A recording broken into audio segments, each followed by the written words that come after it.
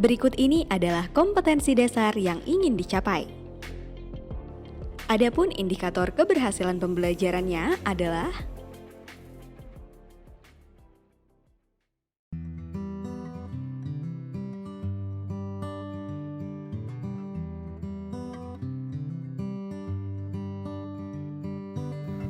Assalamualaikum warahmatullahi wabarakatuh. Halo Bapak Ibu sekalian, apa kabar? Semoga para peserta pelatihan operasi dan pemeliharaan rawa selalu dalam keadaan sehat dan bersemangat untuk terus belajar. Perkenalkan, nama saya Edi Sulaiman sebagai narasumber pada mata pelatihan ini, dan pada kesempatan kali ini saya akan menyampaikan materi pelatihan mengenai kesesuaian lahan dan pengelolaan air. Mari kita simak bersama. Kita mulai dengan karakteristik lahan dan air. Lapisan gambut pada daerah rawa adalah dominan pada daerah rawa, yaitu kondisi lapisan dalam rawa adalah di dalam lapisan paling dasar adalah tanah liat, yang ke atasnya adalah gambut. Dan antara gambut dan tanah liat itu biasanya ada residu dari tanah organik yang akan membentuk suatu clay abu-abu. Nah, itulah yang namanya potensi clay yang bisa menimbulkan kandungan pirit. Nah, sekarang kita lihat dalam hal masalah pasang surut. Apa karakteristik pasang surut sendiri? Karakteristik rawa pasang surut di sepanjang pantai Indonesia bervariasi dari satu tempat ke tempat lainnya. Kita bahas tentang kisaran pasang surut dan peluang drainasenya. Jadi kisaran pasang surut adalah merupakan perbedaan antara muka air pasang dan muka air surut pada tiap harian. Dan selanjutnya masalah intrusi air asin. Intrusi air asin adalah rambatan air asin yang mencapai jarak terjauh pada saat puncak pasang tertinggi dan mencapai jarak terdekat pada saat surut terendah dan tepat sebelum air mulai mengalir masuk lagi ke dalam sungai. Sedangkan sedimentasi yang merupakan karakteristik pasang surut juga, sedimentasi pada sungai pasang surut sering terjadi pada bagian dekat muara dikarenakan penampang sungai yang membesar dan mengakibatkan menurunnya kecepatan aliran dan percampuran air laut menyebabkan terjadinya flokulasi partikel liat dan terjadilah pendangkalan atau sedimentasi di muara sungai. Nah, ini kita akan melihat lagi masalah terjadinya pasang. Kita akan mengenal dua pasang, yaitu biasanya pasang purnama dan pasang berbanding. Orang menamakan bahwa pada saat pasang besar itu dikenal sebagai pasang purnama. Nah, kejadiannya kalau misalnya pada saat bulan Sabit ataupun tanggal 1 bulan Hijriah, itu pasangnya terjadi pada siang hari. Tapi kalau pada pasang purnama, pada waktu bulan purnama, puncak pasangnya akan terjadi pada malam hari. Sedangkan pada pasang berbanding adalah pasang terendah, surutnya juga tertinggi.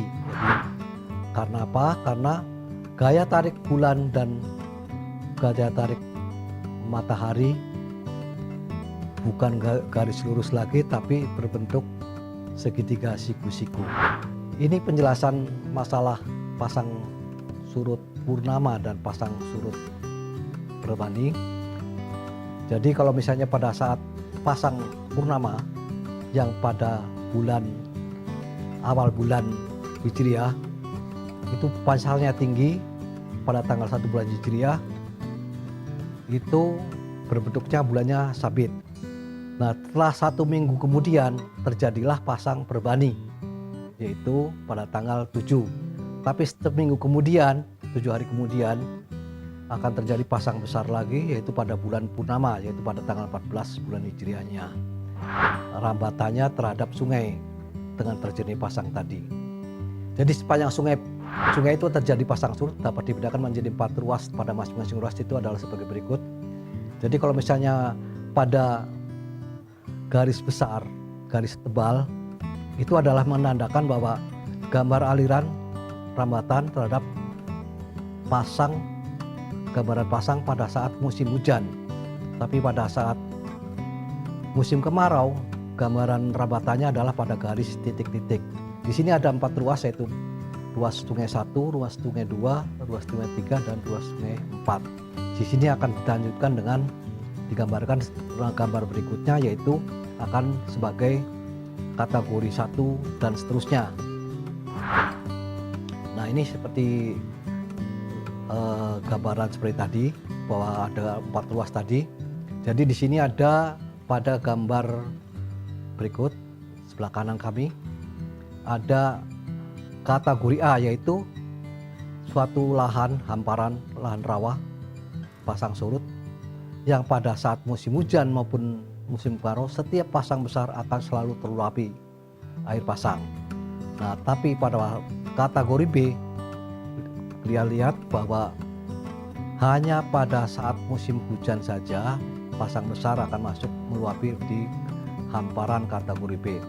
Tapi pada saat untuk kategori C hanya pasang besar saja pada saat musim hujan yang menyentuh di batas kategori C. Sedangkan untuk kategori D tidak terluapi sama sekali dan tidak tersentuh sekali pengaruh pasang surut. Nah, kita selanjutnya adalah kita mengenali masalah salinitas. Nah, pengertian salinitas itu umumnya adalah dihubungkan dengan tingkat keasinan atau kadar garam yang terlalu dalam air. Salinitas juga sering mengacu pada kandungan garam pada tanah. Jadi kalau ini ada salinitas itu berdasarkan persen atau per mil garam terlarut. Jadi kalau misalnya air tawar itu kadar garam yang terlarut dalam air tawar itu adalah kurang dari 0,05%, sedangkan untuk air payau antara 5 sampai 30 per mil. Kalau misalnya air asin di atas 30 per mil. Sedangkan potensi dan permasalahan lahan dan air rawa pasang surut adalah mempunyai kendala fisik utama pada pengembangan rawa pasang surut itu berpangkal pada dari faktor kondisi air dan tanahnya. Adapun kebutuhan minimum survei tanah untuk kesalahan pertanian dan survei lingkungan yang dibutuhkan dijelaskan pada tabel sebelah ini. Jadi untuk survei lahan tanah pertanian itu skala surveinya adalah 1 titik untuk 250 hektar apabila itu diperlukan untuk FS atau peninjauan survei tinjauan desain. Sedangkan untuk ditemukan dalam rawa pasang surut adalah tanah mineral rawa, tanah organik, tanah gambut atau tanah yang bergambut. Yang ketiga adalah tanah mineral lahan kering. Sekarang kita lihat permasalahan tanah mineral. Aspek penting dalam tanah mineral adalah keberadaan tanah sulfat masam potensial atau pirit. Yang kedua adalah permeabilitas dan tingkat kematangan tanahnya. Nah, ini gambaran pada sebelah kanan kami ada bahwa pada gambar kiri atas kondisi tersingkapnya ataupun tersebarnya lapisan pirit yang teroksidasi pada lahan persawahan. Yang kanan adalah ciri-ciri lagi masalah rumput purun atau rumput purun babi, tanah gambut dan bergambut. Gambut adalah mineral organik yang terbentuk secara alami dari sisa tumbuhan yang terkomposisi tidak sempurna dan terakumulasi pada areal rawa. Nah, terus istilah gambut juga adalah mineral organik yang terbentuk secara alami dari sisa tumbuhan yang telah terkomposisi dan terakumulasi pada daerah rawa atau yang terkena air. Ini gambarannya. Klasifikasi gambut adalah ada 3 klasifikasi lahan gambut, yaitu dari segi tingkat kematangan, dari segi tingkat kedalaman, dan dari segi ketebalan. Nah, kita lihat dengan tingkat kesuburan. Tingkat kesuburan gambut ada 3, yaitu tingkat kesuburan yang subur, yaitu biasa disebut dengan gambut eutrofik. Dan gambut yang agak subur atau setengah subur jangan disebut sebagai gambut mesotrofik. Dan satu lagi gambut oligotrofik, yaitu gambut yang tidak subur karena miskin mineral dan basa-basa. Sekarang satu lagi masalah gambut adalah dengan tingkat ketebalan. Ini ada 4 tingkat ketebalan gambut, yaitu ada gambut tipis yang ketebalannya antara 50 cm sampai 1 meter, dan gambut sedang antara 1 meter sampai 2 meter, gambut tebal antara 2 meter sampai 3 meter, dan gambut sangat tebal di atas 3 meter. Sekarang kita lihat potensi dan permasalahan pada lahan gambut. Jadi gambut merupakan salah satu jenis tanah yang luas.